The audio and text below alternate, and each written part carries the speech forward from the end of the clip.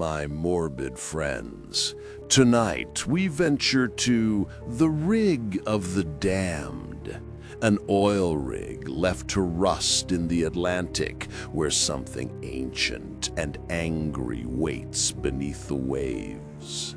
So settle in as we plunge into the murky waters and watch as Jake discovers just how far he can fall as he explores the rig of the damned.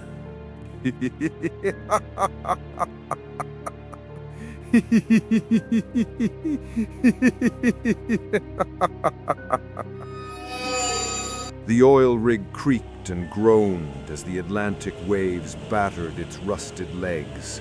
It stood alone, miles away from the nearest shore, a metal behemoth swallowed by the darkening sky. Jake, the new technician, had heard stories about the rig, tales whispered in bars by weathered sailors.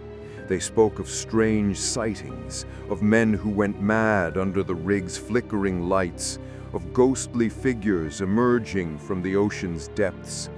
But Jake had laughed them off. Ghost stories were for kids, not for hardened workers like him. His first night shift started quietly enough. The hum of machinery was almost soothing, a steady rhythm that filled the silence. Around midnight, as he made his rounds, Jake noticed something odd. The lights in the control room flickered, then went out. Plunged into darkness, he fumbled for his flashlight, his breath quickening. As the beam cut through the black, Jake saw something that froze him in place. A figure stood at the end of the corridor, drenched and pale, eyes like bottomless pits. It whispered, but the words were lost in the wind. Shaking, Jake forced himself to move. He had to check the generator.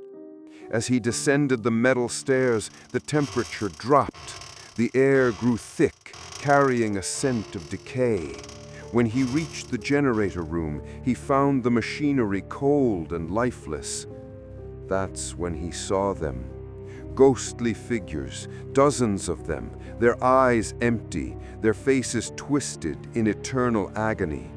They reached out to him, their fingers skeletal, their whispers growing louder, more insistent. "Join us," they pleaded. "Join us in the depths." Jake stumbled back, his heart pounding. He turned to flee, but the door slammed shut. Panic surged through him. He pounded on the door, screamed for help, but his voice was swallowed by the darkness. Then he felt it, a cold hand on his shoulder. He turned slowly, and there she was, the first figure he had seen. Her eyes locked onto his, and he felt a pull, a force dragging him towards the ocean.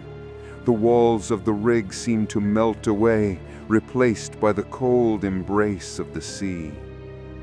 Jake's screams echoed through the rig, mingling with the mournful cries of the ghosts.